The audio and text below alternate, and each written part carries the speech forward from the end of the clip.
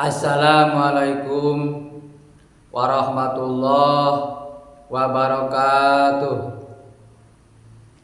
Alhamdulillahi rabbil alamin wal aqibatu lil muttaqin wala udwana illa 'alal zalimin. Wassalatu wassalamu ala asyrofil anbiya'i wal mursalin wa ala alihi wa sahbihi ajmain. Amma ba'. Hadirin wal hadirat yang dimuliakan Allah, dalam kesempatan ini saya akan menyampaikan tentang kemuliaan Al-Quran.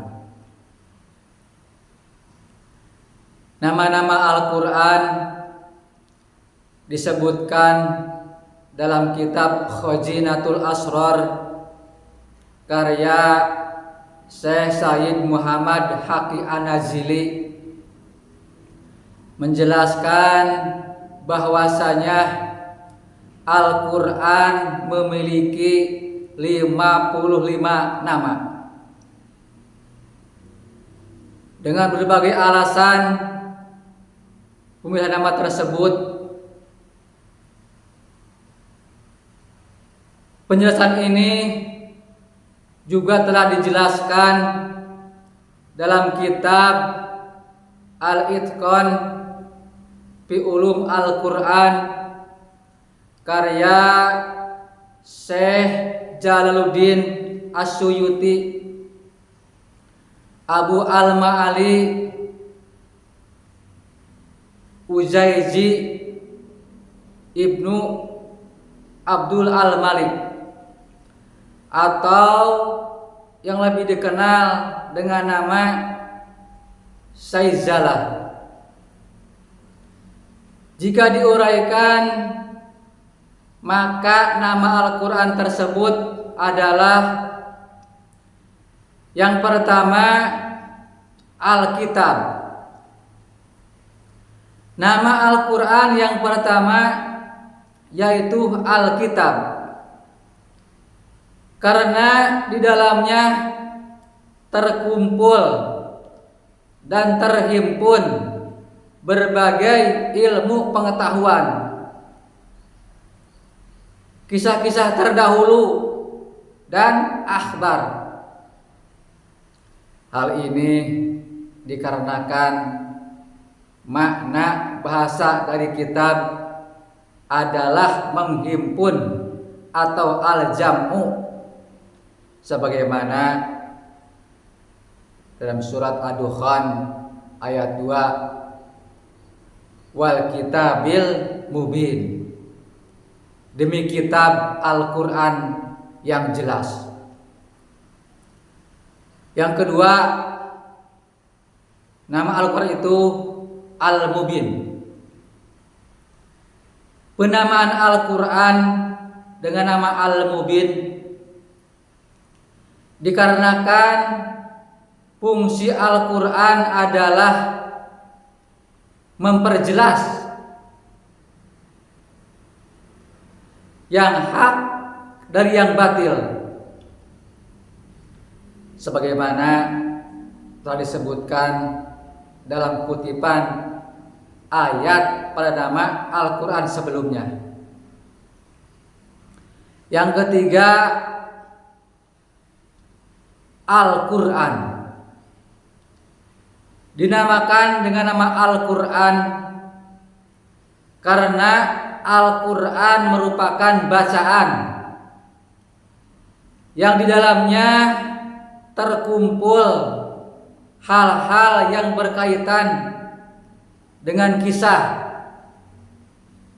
perintah, larangan, ayat, surah, dan lain sebagainya.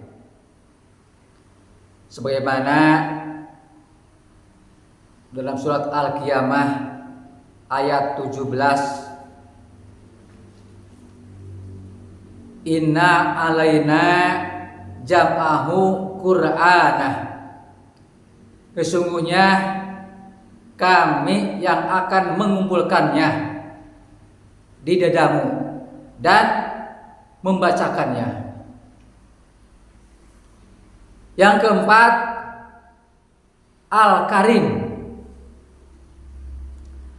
Al-Quran diberi nama Al-Karim karena terdapat sifat kemuliaan yang terkandung di dalamnya, sebagaimana dalam surat Al-Waqiah ayat 77. Innahu laqur'anun karim.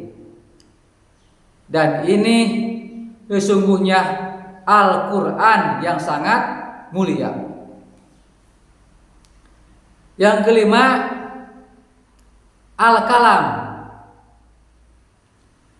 Dinamakan dengan Al-Kalam dikarenakan Al-Quran dapat mempengaruhi akal orang yang mendengarkan untayan ayat-ayatnya, sebagaimana dalam surat At-Taubah ayat genep, hatta yasma'u kalam Allah, agar dia dapat mendengar firman Allah. Yang keenam, Nur. Al-Quran dinamakan An-Nur karena dengan cahaya tersebut umat manusia mampu mengetahui hal-hal yang rumit dalam perkara halal dan haram, sebagaimana dalam surat An-Nisa ayat 174. Wa anjalna ilaikum nuram mubina, dan telah kami turunkan kepadamu cahaya yang terang benderang, yaitu Al-Quran. Yang ketujuh, Huda. Dinamakan dengan nama Al-Huda karena di dalam Al-Quran terdapat petunjuk-petunjuk yang menuntun umat manusia ke jalan yang benar, atau Al-Haq, sebagaimana dalam surat Yunus ayat 57, wa hudaw wa rahmatal lil mu'minin, dan petunjuk serta rahmat bagi orang-orang yang beriman. Yang kedelapan, rahmah. Al-Quran dikenal dengan nama Ar-Rahmah karena Al-Quran merupakan rahmat terbesar dari Allah yang diberikan kepada umat Islam, sebagaimana telah disebutkan dalam kutipan ayat pada nama Al-Quran sebelumnya. Yang kesembilan, Furqan. Al-Quran memiliki nama Al-Furqan dikarenakan Al-Quran mampu membedakan antara hak dan batil, sebagaimana didefinisikan oleh Mujahid, sebagaimana dalam surat Al-Furqan ayat 1, Tabarakalladzi nazzala al-furqan ala abdihi liyakuna lil alamina nadhira. Maha suci Allah yang telah menurunkan Al-Quran atau Al-Furqan kepada hambanya yaitu Muhammad, agar dia menjadi pemberi peringatan kepada seluruh alam, jin dan manusia. Yang ke-10, sifat. Nama Al-Quran berikutnya adalah Asyifa, karena Al-Quran dapat dijadikan sebagai obat untuk mengobati hati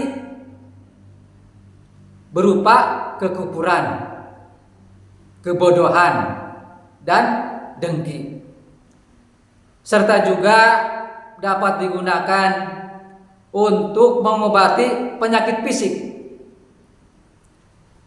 sebagaimana dalam surat Al-Isra ayat 82, wa nunazzilu minal qur'ani ma huwa syifaa, dan kami turunkan dari Al-Quran sesuatu yang menjadi penawar. Mudah-mudahan ini ada manfaatnya. Akhirul kalam, wassalamualaikum warahmatullahi wabarakatuh.